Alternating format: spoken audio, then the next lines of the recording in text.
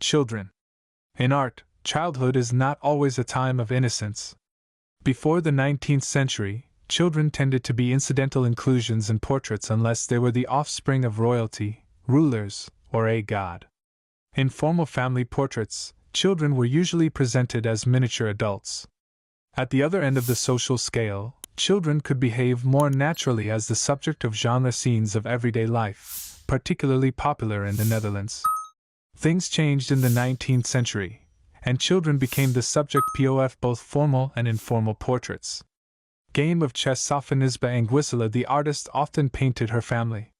Here, her sisters Lucia, Minerva, and Europa are playing chess. 1555, Museum Nerado, Poznan, Poland. The infant Margarita Teresa of Spain. Diego Velázquez of King Philip IV of Spain. The girl was painted when she was about 5 years old. C. 1656, oil on canvas, Lobkowick's Palace, Prague Castle, Czech Republic. Children's games. Detail. Peter Bruegel the Elder. The bottom section of the painting shows children playing leapfrog, tug of war, and using hoops and tops.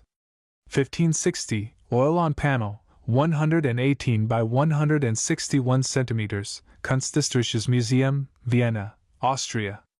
Mother and children. Yoruba culture. Woodcarving is the most important art form of the Yoruba people, carried out by men. This paste depicts a mother and her foot children. Wood, height 70 centimeters. British Museum, London, UK. Portrait of Giovanni de' Medici. Agnolo Bronzino depicted as an authoritative figure even as a child. Giovanni de' Medici was only 2 years old when this portrait was painted. 1545, Tempera on wood, 58 by 48 centimeters, Uffizi, Florence, Italy. The Spinari, copy of Greek original, Roman. A young boy is examining the sole of his foot to locate and extract a thorn. His expression conveys intense concentration. 1st century, marble, height 76 centimeters, British Museum, London, UK. A school for boys and girls. Jan Steen, famed for his humorous paintings of rowdy home life, Steen has here depicted a group of children in a schoolroom. Many of them are misbehaving, creating a lively scene. C. 1670, oil on canvas, 16 by 25 centimeters, National Gallery of Scotland, Edinburgh, UK. Lady Caroline Montagu. Sir Joshua Reynolds Thackeray wrote that the child has a smile so exquisite that a Herod could not see her without being charmed. C. 1776, oil on canvas, 144 by 112 centimeters, private collection. Lending a bite. William Mulready, the Irish-born painter, made a career out of painting scenes of everyday life such as this act of guarded generosity. C. 1820, oil on canvas, private collection. Autumn Leaves. Sir John Everett Millais. The youthful beauty of the children is in stark contrast to the heap of dead leaves. The painting is a reminder of the transience of beauty and certainty of death. 1856, oil on canvas, 104 x 74 centimeters, Manchester Art Gallery, UK. Chasing rabbits from the series Children's Games. Kobayashi Idaku. This is one of a series of Japanese woodcut prints depicting children at play. 1888, color woodcut, Central St. Martin's College of Art and Design, London. Baby Asleep. Jacob Epstein. Epstein produced several bronze baby heads, considering it important as few other artists had portrayed babies. C. 1907, bronze, height 12 centimeters, private collection. The daughters of Edward Darley Boyd Joe Singer Sargent. In this unusual composition, the subjects, although sisters, show no signs of interacting with one another. They are also dwarfed by a pair of huge Japanese vases.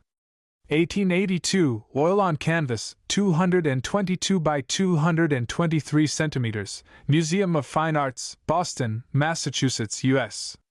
The sisters Mary Cassatt. The artist applied impressionist techniques such as sketchy brushwork to domestic subjects. Children and motherhood were favorite themes. 1885, oil on canvas, 46 by 56 centimeters. Kelvingrove Art Gallery and Museum, Glasgow, UK.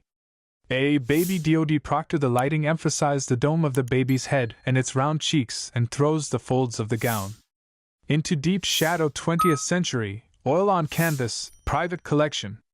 Children playing Oscar Kokoschka. Kokoschka was criticized at the time for not making the children look happier in his portrait.